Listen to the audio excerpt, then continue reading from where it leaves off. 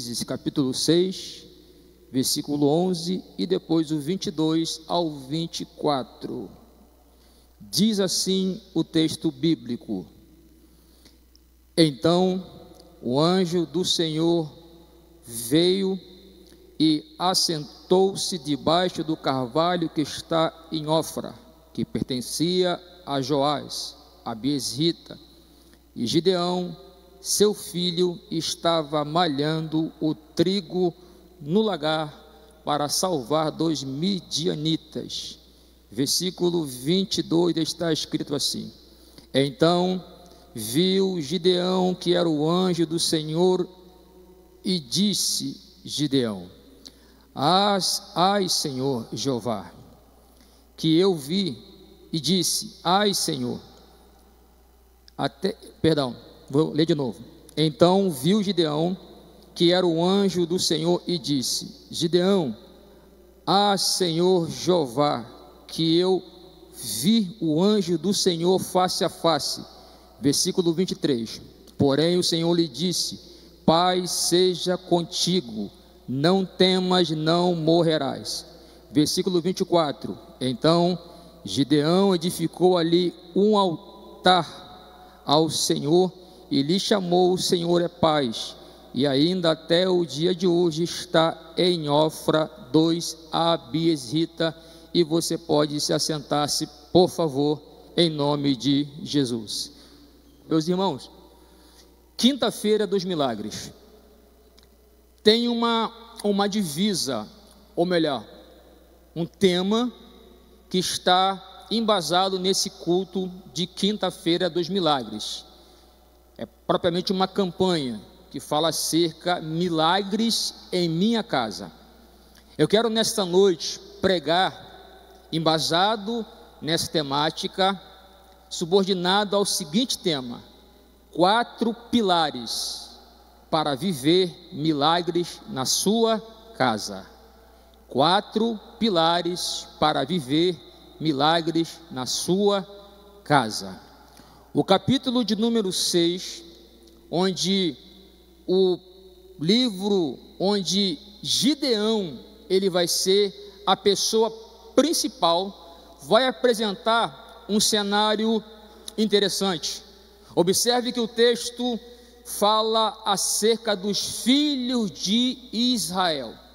Quem são ou quem seria os filhos de Israel? O povo hebreu, o povo que Deus resgata do Egito, usando Moisés como libertador para libertar a nação de Israel, que estava sendo oprimida, subjugada pelo então rei Faraó no Egito. Êxodo 3 está esta verdade, é onde Deus começa a agir através de Moisés. Quando Deus começa a usar Moisés, os capítulos à frente vai registrar os feitos de Deus em prol da vida do seu povo. Mas tem algo interessante no versículo 7 do capítulo 3, que Deus, ele vê a situação, Deus, ele contempla a situação, Deus, ele ouve o clamor do povo, a aflição do povo, e agora resolve descer para livrar o seu povo. Vou repetir isso aqui: Deus viu, Deus ouviu, Deus contemplou e Deus desceu. Deus desceu. Eu não sei como você entrou aqui hoje, mas uma coisa eu sei: Deus te viu, Deus ouviu, Deus te contemplou e Deus desceu mais uma quinta-feira.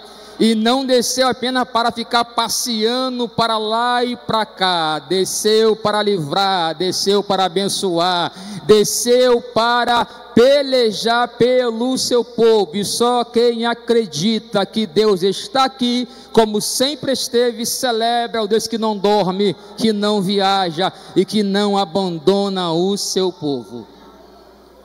Pois bem, fala acerca dos filhos de Israel, são retirados do Egito.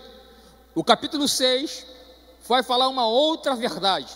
Os filhos de Israel, eles vão entristecer o coração de Deus. Pastor Paulo Brito, Deus fica triste? Sim, porque tem um dos atributos de Deus de muitos, que é amor. Então, quando você faz algo que deixa a pessoa chateada, automaticamente ela fica triste. E Deus aqui ficou triste com os filhos de Israel, ficou triste com o seu povo, com os seus filhos. Por quê? Porque o capítulo 6, a partir do versículo 1, vai dizer que os filhos de Israel fizeram o que era mal perante o Senhor. O texto em si vai apresentar aqui algumas condições que os filhos de Israel fizeram, a ponto de deixar Deus triste, chateado. Pastor, o que foi que os filhos de Israel fizeram que deixou Deus triste, chateado? Pois bem, o texto diz que o povo de Deus, os filhos de Israel, eles vão ferir princípios estabelecidos por Deus. E quais são os princípios aqui que os filhos de Israel vão ferir, automaticamente tocando o coração de Deus? Eles quebraram diretrizes que Deus, o eterno Deus, havia estabelecido. Deus, ele estabeleceu diretrizes, ou seja, regras, e essas regras, os filhos de Israel, eles quebraram, eles literalmente ignoraram essas regras, não deram muita atenção. Pastor Paulo Brito, quais foram essas regras que os filhos de Israel quebraram? Pontuando aqui, 3 principais. A primeira regra que o povo de Deus, os filhos de Israel quebraram, foi a regra do temor. E a Bíblia fala, Provérbios capítulo 1, versículo 7, que o princípio da sabedoria é o temor a Deus, ou seja, a sua própria palavra. Então o povo aqui perdeu literalmente o temor para com Deus, perdeu literalmente o valor para com a palavra de Deus. Eles ignoravam, ou melhor, ignoraram a palavra de Deus, e isso gerou o quê? Perca do temor. A segunda regra, ou a segunda diretriz, que o povo aqui fere e toca ao coração de Deus, ao ponto de deixá-lo triste, é que agora eles vão quebrar a regra chamada integridade. Lembra de Jó? Deus, ele vai dar testemunho do posicionamento da pessoa de Jó. E 1, 2, muitos mencionados por Deus é que Jó era reto, justo, temente e íntegro diante de Deus. Então, os filhos de Israel quebram a regra chamada temor, quebram agora a regra chamada integridade e, por último, não menos importante, a regra da fidelidade. Isso foi o que os filhos de Israel fizeram, e automaticamente Deus ficou triste, Deus ficou chateado por conta do comportamento dos filhos de Israel.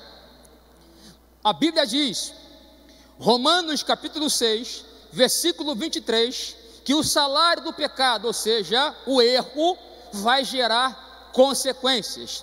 Os filhos de Israel, os príncipes de Deus, as princesas de Deus, os xodozinhos de Deus, a menina dos olhos de Deus, tocam o coração de Deus, quebrando regras, entristecendo o coração de Deus, e eles vão achar e pensar que essa atitude não vai gerar nenhuma reação. Observe que existe uma regra básica: toda ação leva a uma reação. A ação do povo aqui vai gerar uma reação de Deus, algo virá sobre a nação de Deus. Então o salário do erro, ele tem consequências. O salário do pecado, ele tem as suas consequências. Quais foram aqui as consequências que os filhos de Israel agora vão ter que se deparar,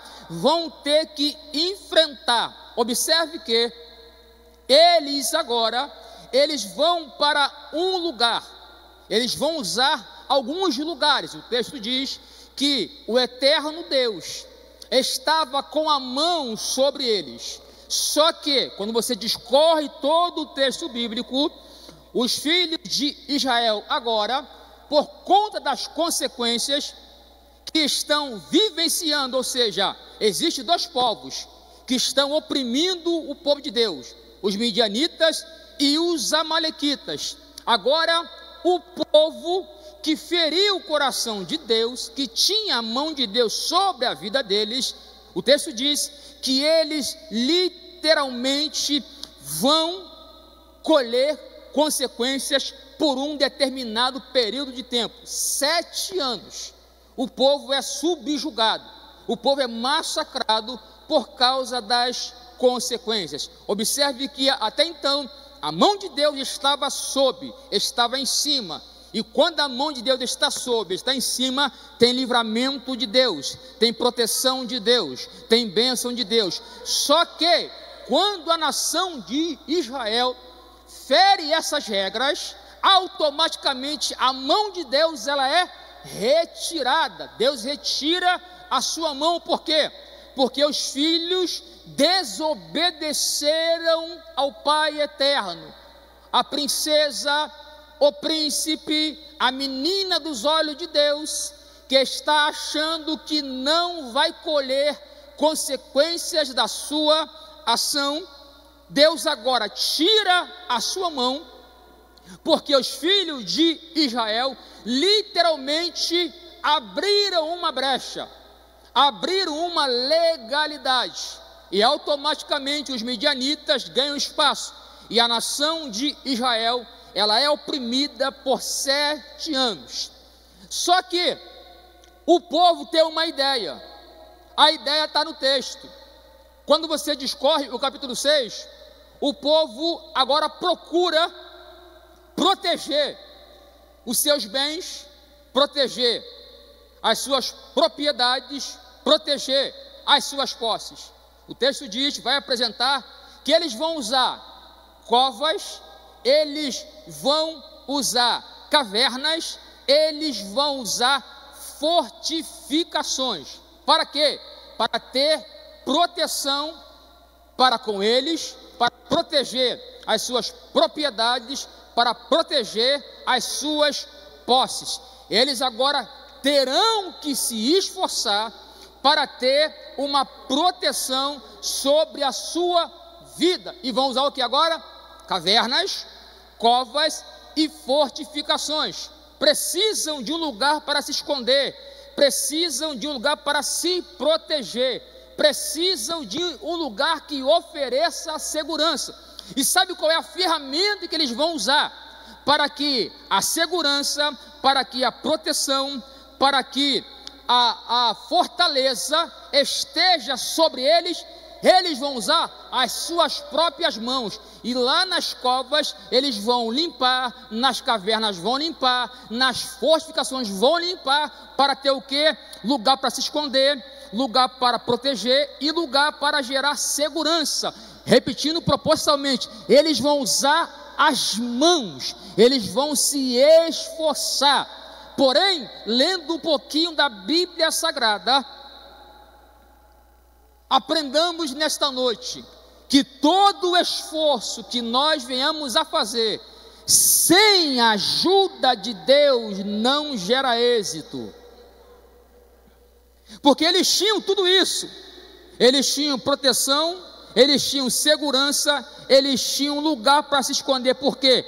A mão de Deus proporcionava tudo isso, esconderijo, proteção e segurança. Só que eles quebram regras e agora estão tentando de alguma forma se proteger da opressão e das percas que os midianitas estão ali e amalequitas fazendo sobre a vida deles. Então eles fazem o que? Vamos usar covas, cavernas e fortificações.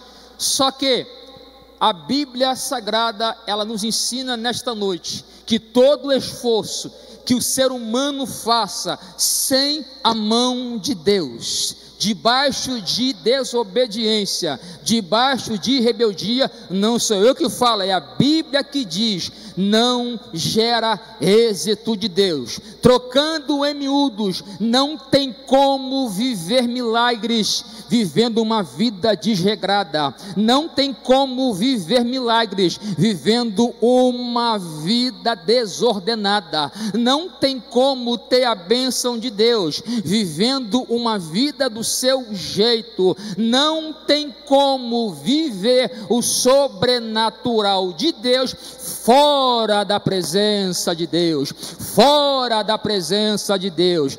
Mas que bom que nesta noite você fez uma escolha, não de estar fora, mas de estar no centro da vontade de Deus. E a Bíblia vai dizer, não sou eu que falo, que o Salmos 37, versículo 4, está escrito assim: quando agradamos a Deus, não por aquilo que Ele pode fazer, mas por aquilo que Ele é, o texto diz que Ele concede o desejo do nosso coração. Quem sabe você que aqui está em casa nos acompanhando, esteja tendo a tua mente bombardeada, dizendo o seguinte: obedecer é difícil, obedecer é dificultoso. Eu estou hoje, já passei da casa dos 40, mas aprendi uma coisa lendo um pouquinho da Bíblia Sagrada: só é difícil para quem não sabe o que quer, porque com 24 anos de idade eu tomei a decisão mais sábia da minha vida, que foi levantar as mãos, abrir a boca e confessar Jesus como Senhor e Salvador da minha vida. Só é difícil para quem não sabe o que quer, só é difícil para quem não sabe o que quer. Vou repetir isso aqui: obedecer a Deus só é difícil para quem não sabe o que quer. Agora, quem sabe o que quer, quem é decidido, obedecer não é penoso, não é cansativo, obedecer é prazeroso, obedecer é gratificante, obedecer é maravilhoso. E se tem uma coisa que toca o coração de Deus, não é apenas eu contribuir com meu dízimo, com os meus dízimos e as minhas ofertas, ou com alguma ação social no reino dele, mas tem algo que mexe muito com o coração de Deus. E se o rei Saul fosse vivo, ele daria uma aula para a gente aqui, porque ele foi especialista, expert no tocante a sacrifícios e holocausto ao Senhor. Mas o que Deus estava querendo era uma coisa simples: obedecer, obedecer, obedecer. Ainda vale a pena, ainda é prazeroso, e só quem tem certeza que obedecer é bênção de Deus, celebre ao Deus que ama, uma igreja que o ama por aquilo que Ele é, não por aquilo que Ele pode fazer. Eu ouvi nesse púlpito aqui que Deus está à procura de verdadeiros adoradores, que o adorem em espírito e em verdade. Quer tocar o coração de Deus? Toque sim com adoração, mas quer tocar mais ainda o coração de Deus? Adore em obediência, adore obedecendo, adore estando no centro da vontade de Deus.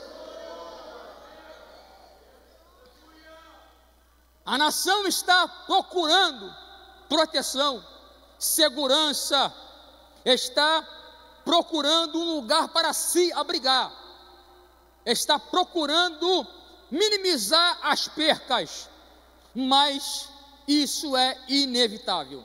Eles têm percas por conta da ação, uma reação, abriu uma brecha. E se tem uma coisa que o inimigo da nossa alma, ele gosta, é quando ele vê uma brecha aberta. Nesse caso aqui, brecha é pouca, a porta estava escancarada, e o adversário entra e faz o que quer e mais um pouco. Por isso o perigo de levarmos uma vida desregrada, por isso o perigo de levarmos uma vida fora da posição que Deus nos quer, no centro da sua vontade. Abre-se uma porta, e a porta é grande, e o inimigo entra, e ele faz o que bem quer e o que bem entender. Por quê? Porque alguém está dando permissão para isso. Muitas das vezes nós temos o erro de dizer que tudo é culpa do nosso adversário. Não. Ele age mediante ao nosso posicionamento. Quer ver um exemplo? Tiago 4, versículo 8, está escrito assim, ó: sujeitai-vos a Deus, ou seja, a sua palavra, resisti ao diabo, vai gerar força, poder de decisão, para você dizer sim e não para o pecado.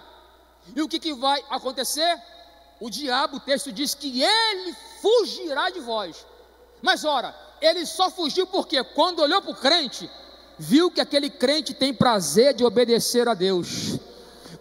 Quando ele olhou para aquele crente, ele viu que aquele crente está revestido da palavra de Deus. Ou seja, ele conseguiu ver naquele crente que não adianta tentar contra ele, porque ele é justo, ele é justo, ele é justo. Ou seja, esse aí tem prazer de honrar a Deus, esse aí tem prazer de fazer a vontade de Deus. Será que nesta noite aqui tem justos aqui que tem prazer ainda de honrar a Deus? Então o diabo vai, mas ele volta, e quando ele volta e vê que o crente está ali, sou crente hoje, sou crente quinta, sou crente sexta, sou crente sábado, sou crente domingo, sou crente no congresso, depois do congresso, sou crente da vigília, depois da vigília, sou crente da palavra, do culto da palavra, sou crente depois do culto da palavra. Ele tem o seguinte entendimento: esse aí entendeu, esse aí não dá para mexer, esse aí não tem como tocar, porque esse entendeu o valor da obediência. Crente que obedece, crente que honra a Deus, o inferno não consegue tocar, o inferno não consegue destruir. Ele pode até tentar, mas quando ele olha para mim e para você, ele vê algo lá dentro de mim e de você, ele vê o verbo vivo, ele vê a palavra de Deus. Só quem tem certeza que anda, que carrega a palavra de Deus na tábua do seu coração. A Bíblia Sagrada vai dizer no Salmo 119: guardei a tua palavra na tábua do meu coração, para não pecar contra ti. Todo aquele que guarda, ele tem prazer de fazer a vontade de Deus, para não entristecer o coração de Deus. Repetindo propositalmente: guarde e obedeça a palavra, obedeça e guarde a palavra. A caminho do fim, a nação de Israel, além das consequências, tem danos, e esses danos aqui vai literalmente atingir toda a nação de Israel. E detalhe, além dos amalequitas e dos midianitas, havia os vizinhos, que observa que há uma legalidade. Os amalequitas estão vindo, os midianitas estão atuando, eles vão fazer o quê? Aproveitar a oportunidade. Trocando em miúdos aqui, sabe quando o problema só gera outro problema, e outro problema, e outros problemas? É justamente isso que está acontecendo com o povo de Deus, os filhos de Israel. Só que nesse cenário tem a pessoa que eu falei no início da mensagem, Gideão. Gideão, ele está literalmente dentro desse cenário. E para você não esquecer o tema da mensagem, 4 pilares para viver milagres na sua casa. Gideão, ele está nesse cenário ora narrado, repetindo para você não esquecer. Qual é o cenário? Rebeldia, desobediência, perca do temor, perca da integridade e perca da fidelidade. Quem está fazendo isso? Os filhos de Israel, ou seja, os crentes do presente século 21, que dão glória a Deus, que dão aleluia, que marcha no mistério, que profetiza, que entrega visão, revelação, que é batizado com fogo, que é usado por Deus. Só que, já contextualizando, eles aqui estão atraindo a atenção de homens, chamando a atenção de homens. Só que lá em cima não estão chamando a atenção de Deus. Estão impressionando aqui embaixo, mas lá em cima não estão impressionando a Deus. É muito fácil o ser humano impressionar outro ser humano. É muito fácil o ser humano conseguir aplausos de outro ser humano. Dom aqui, irmãos, dom, ele literalmente impressiona quem está sendo alcançado. Só que dom não dá o direito e não gera a salvação para a vida eterna. Então, o que o povo aqui está fazendo? Conseguiu o quê? A atenção do povo, atrair o povo. Só que em contrapartida, Deus não está se deixando ser impressionado com tal atitude, com tal procedimento. Muito fácil é chamar a atenção do ser humano. Só que Deus está à procura de uma igreja não morna, não fria, mas uma igreja lavada, remida pelo sangue do Cordeiro, pura, santa, imaculada, sem mácula. Essa é a igreja que Deus está procurando. E permita-me dizer aqui algo: Deus está saturado, Deus está enojado. Eu falo isso dentro da Bíblia, Mateus capítulo 5, versículo 17. Deus está saturado, Deus está enojado com uma igreja, com um povo que louva-o apenas de lábios, mas o coração está longe de Deus. Mas que bom que nesta noite estamos aqui, não para louvar apenas de lábios, mas de corpo, alma e espírito. Só quem ainda tem prazer de adorar ao Senhor de maneira pura, transparente, verdadeira, celebra ao Deus que ama, uma igreja sincera. Deus está à procura de uma igreja sincera. Hipocrisia, Deus já está saturado. Falsidade, Deus já está saturado. Desobediente, então nem se fala. Deus está à procura de uma igreja leal. Gideão está nesse cenário. Gideão, ele poderia ser influenciado, ou se deixar influenciar. Só que Gideão aqui vai nos dar esses 4 pilares que fez Gideão viver milagre na casa dele. Gideão está nesse cenário aqui, ó. Gideão não é teleguiado, Gideão não é manipulado, Gideão não se deixa influenciar. Gideão carrega Provérbios 22, versículo 29. Ninguém vai remover os marcos antigos que os pais da igreja, que os pais da fé implantaram no meu coração. Deixe-me liberar aqui uma palavra rema da parte do Senhor para a igreja que aqui está reunida e assistindo através do culto online.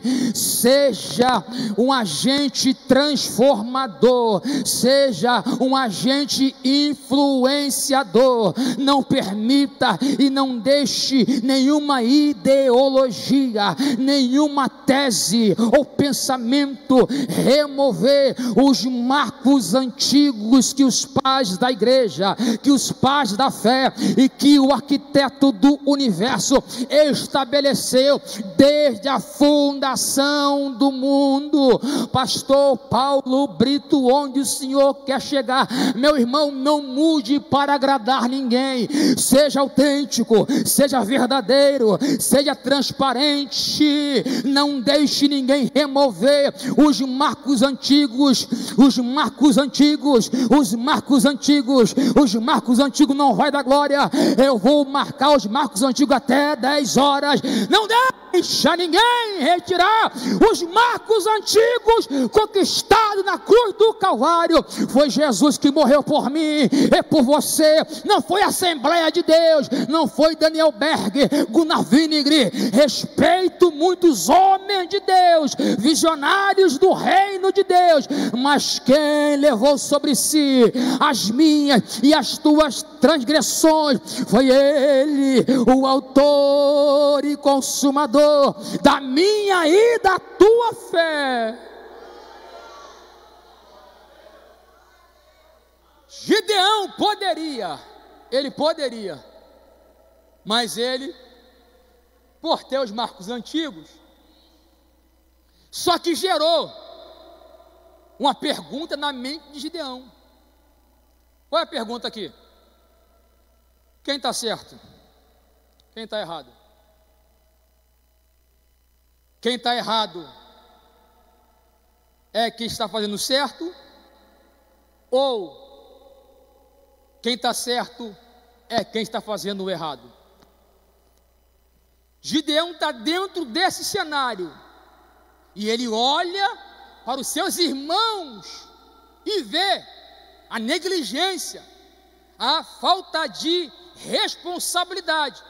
E Gideão aqui, está como eu e você, que se depara com algumas coisas no âmbito igreja, no âmbito reino de Deus.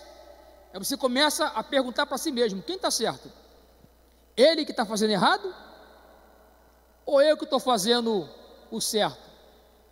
Gideão está com essa interrogativa na sua mente. O versículo 11 diz agora que Deus, o próprio Deus, vai se apresentar a Gideão, vai se assentar-se basicamente ao lado de Gideão. Ele está debaixo de um carvalho que está em Ofra, que pertencia a um homem chamado Joás. Joás aqui é o pai de Gideão. Depois em casa, segundo livro dos Reis, capítulo 11 e 12, fala um pouco da história desse homem chamado Joás. O que está acontecendo aqui?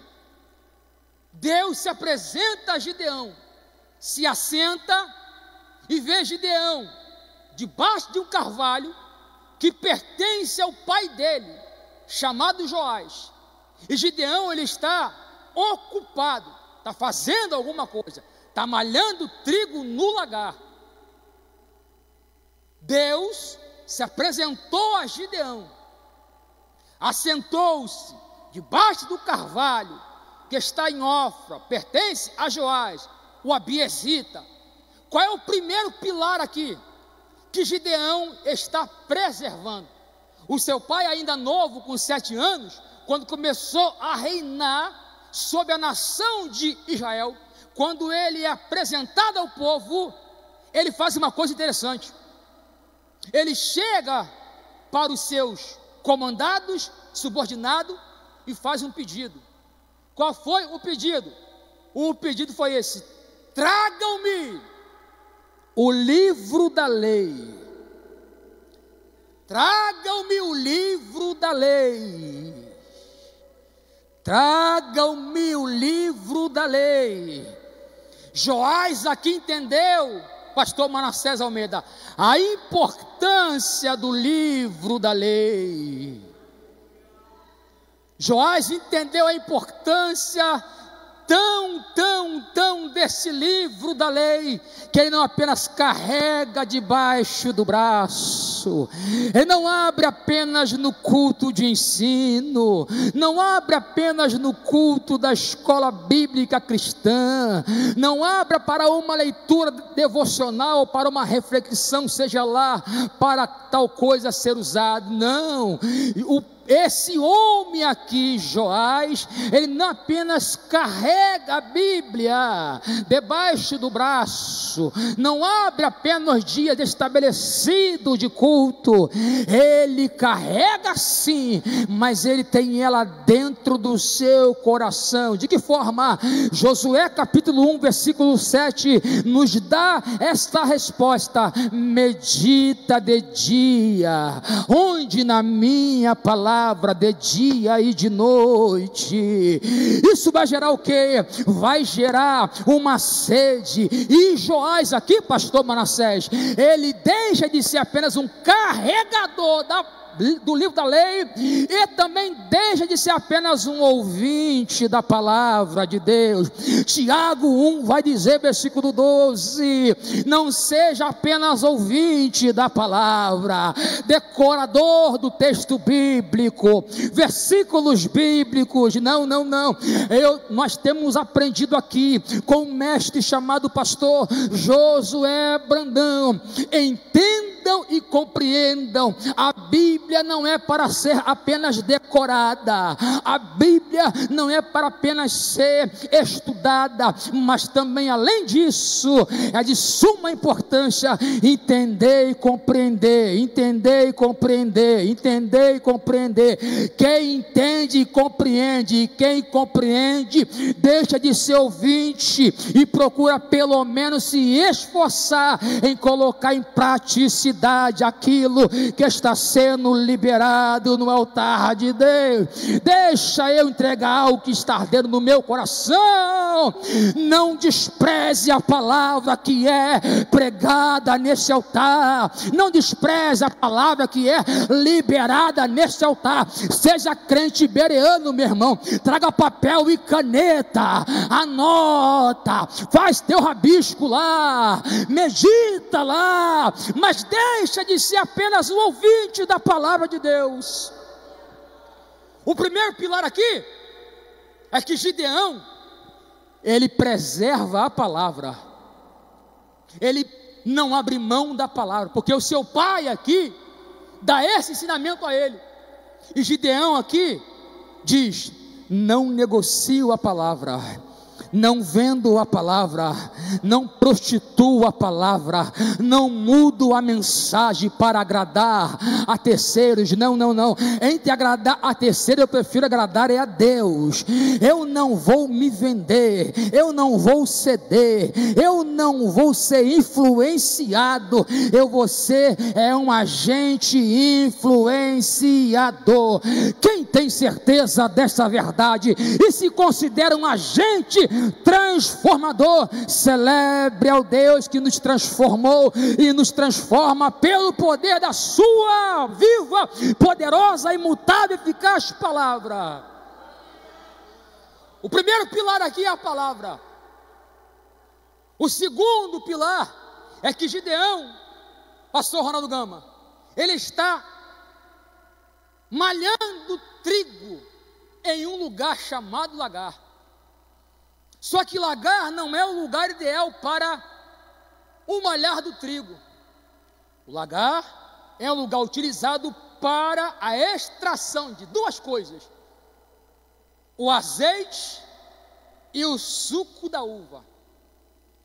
Gideão está malhando trigo no lagar. Só que o lagar não é para malhar trigo, é para extrair o azeite, é para extrair o suco da uva. O segundo pilar aqui, que Gideão está preservando, é a presença de Deus, porque azeite fala de presença de Deus. O segundo pilar que Gideão não abre mão aqui, pastor Luciano Félix, é a presença de Deus. Palavra e presença, presença e palavra, palavra e presença, presença e palavra são ferramentas fundamentais na vida de um crente autêntico. Gideão não despreza a presença, não é negligente com a presença. presença. Eu posso imaginar que a alma de Gideão está pautada no Salmo 27, a minha alma anela pela presença de Deus. Eu não sei a tua, mas a minha alma anela pela presença de Deus. Hoje e amanhã, depois de amanhã. Por quê? Porque Isaías 55, versículo 6, nos deixou uma mensagem de despertamento. Busca a presença enquanto se pode achar, invocai o nome do Senhor enquanto Ele está perto. Não despreze a presença, não perca tempo com coisas que não edificam a sua vida. Alguém ainda quer viver milagre na casa? Palavra é o primeiro, presença é o segundo, terceira e a quarta eu fecho. É que Gideão aqui, pastor Ronaldo Gama, Manassés Almeida, além de ter a palavra como pilar principal, sustentabilidade, ter a presença como força, ele deixa de ser um mero simpatizante do Evangelho e casa com Jesus. Porque lagar, além de ser usado para extração do azeite, também é o lugar para a preparação do suco da uva. E quando fala de suco de uva, está falando de aliança com Cristo. Gideão preserva a palavra, Gideão valoriza a presença, e Gideão tem uma vida de intimidade contínua, relacionamento contínuo, não está condicionado a tempo de igreja, é algo pessoal, para viver milagre na casa, tem que amar a palavra, tem que valorizar a presença e tem que gostar de se relacionar com os céus de dia e de noite, como o apóstolo Paulo deixou escrito, primeira carta aos Tessalonicenses, capítulo 5, versículo 17, orai sem cessar, ou seja, tenha prazer de ter e manter uma vida íntima de comunhão. Alguém ainda quer milagre na casa? Palavra é o primeiro, presença é o segundo, aliança é o terceiro, e o quarto e último é que Gideão, nos versículos 21 ao 24, 22 ao 24, Gideão, ele edifica um altar para Deus. Lembro-me de Abraão, quando Deus faz a promessa, ele pega a sua esposa, o povo, e vai rumando à terra de Canaã. No decorrer da história, onde Abraão para? Edifica um altar a Deus. Ou seja, Abraão entendeu a importância de edificar um altar a Deus, ou seja, a alguém. Ele entendeu a importância de ser amigo de alguém. Orando, xergue, leblacanto, remanaragá. Gideão edifica um altar ao Senhor. Gideão está dizendo o seguinte: eu quero viver milagre na minha casa. Aí imagina Deus olhando lá de cima: tu quer mesmo? Quero. Então me diz aí, o que tu está fazendo aí na tua casa para que eu possa manifestar milagre? Senhor, meus irmãos não sei, mas eu ainda amo a palavra. Senhor, meus irmãos não sei, mas eu ainda valorizo a presença. Senhor, meus irmãos não sei, mas eu ainda tenho prazer de estar perto do Senhor. Senhor, meus irmãos ainda eu não sei, mas eu ainda gosto de ser teu amigo. Esses pilares que Gideão preservou, cuidou, manteve: palavra, presença, aliança, aleluia, amizade, amizade, palavra, presença, aliança, a amizade fez com que o céu descesse na terra. Deus se manifestou onde? Em Ofra. Qual é o cenário de Gideão? Sou o menor da minha casa, não tenho capacidade. Onde foi que Deus manifestou? Onde Gideão estava. Eu vim como mensageiro de Deus para dizer só para quem está diante desse cenário, mas sendo leal, temente e íntegro diante de Deus, Deus vai manifestar o seu poder sobrenatural na vida daqueles que amam a palavra, que não desprezam a presença, que valoriza a aliança, que tem prazer de estar perto dele, que não negocia com esse mundo pecaminoso, não abre mão. Deus se manifestou na casa de Gideão, porque Gideão, ele guardou o pilar da palavra, da presença, da aliança e da amizade com Deus. Eu sou testemunho vivo do que estou pregando aqui. Eu não conheço um que obedeça com alegria, que valoriza a presença, que tem aliança com Deus e que é amigo de Deus, que seja envergonhado por Deus. Muito pelo contrário, Deus tem prazer de abençoar aqueles que o honram. Gideão viveu um milagre na sua casa. Só que eu não posso deixar aqui de falar algo importante. Eu encerro a minha fala e entrego o microfone que é de direito. É que Gideão, ele viu o Senhor face a face. Além de ver o Senhor se manifestar na sua vida, isso aqui é uma profecia para quem acredita. Hebreus 13:8 diz que Deus é o mesmo ontem e hoje, permanece para todos sempre. Os leais vão ver o poder da palavra de Deus se manifestar de forma literal sobre a sua vida. Gideão viu palavra se manifestar na sua vida. Só que Gideão não se contenta apenas com o viver milagres aqui na terra. Eu não sei você, mas existe um lugar, e ele é real, e ele existe, e é o céu.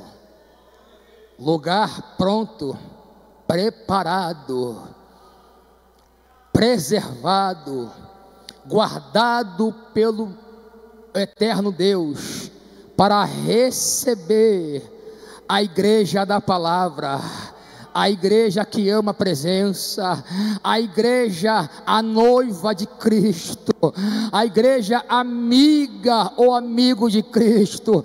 Eu não sei você, meu irmão, mas tem um milagre que Deus quer também manifestar na minha, na sua vida. Não é apenas aqui embaixo. Pastor, qual é esse milagre? Esse milagre, ele é um milagre extraordinário. E que milagre é esse, pastor Paulo Brito? Extraordinário. É um milagre que o apóstolo Paulo registrou na sua primeira carta aos Tessalonicenses, capítulo 4, versículo 16 em diante. Ao soar da última trombeta, eu não sei você, mas eu vou ouvir o meu nome sendo chamado pelo Senhor, e eu tenho certeza que com ele eu estarei. Onde? Aqui em cima, desfrutando do maior milagre. E que milagre é esse? O milagre de poder desfrutar da salvação eterna. Eu encerro essa mensagem dizendo: vale a pena você ser crente leal, vale a pena você fazer a vontade de Deus, porque Deus vai sim manifestar a sua palavra sobre cada área da sua vida. Eu estou sendo impulsionado pelo Espírito Santo de Deus a dizer: esse altar, esta casa vai ser testemunho do teu milagre. Você vai contar, você vai verbalizar, você vai dizer: grandes coisas fez o Senhor na minha vida. Quem tem certeza dessa verdade, jogue a mão lá em cima e adore ao Deus que ainda faz milagre no meio do seu povo. O maior milagre da igreja também é esse que Deus quer que tenhamos: viver o milagre da salvação eterna. A minha oração nesta noite é essa: que o Espírito Santo de Deus te fortaleça, te ajude, te sustente, que o Espírito Santo de Deus, ele continue guiando os seus passos, que a sua fé seja avivada, que a sua fé seja renovada, que a sua fé seja vivificada, para que você possa continuar a ver a palavra de Deus se manifestar sobre a sua vida, e que o Espírito Santo de Deus também lhe ajude até o soar da última trombeta, onde você que crê e tem certeza vai ouvir o seu nome sendo chamado pelo Senhor, para desfrutar do maior milagre que vai alcançar você e a tua casa também. Que milagre é esse? É o milagre da salvação eterna. Só quem tem certeza que vai viver milagre na sua casa, aqui embaixo e lá em cima, aplauda o Rei da Glória, e que Deus abençoe a sua igreja, em nome de Jesus Cristo.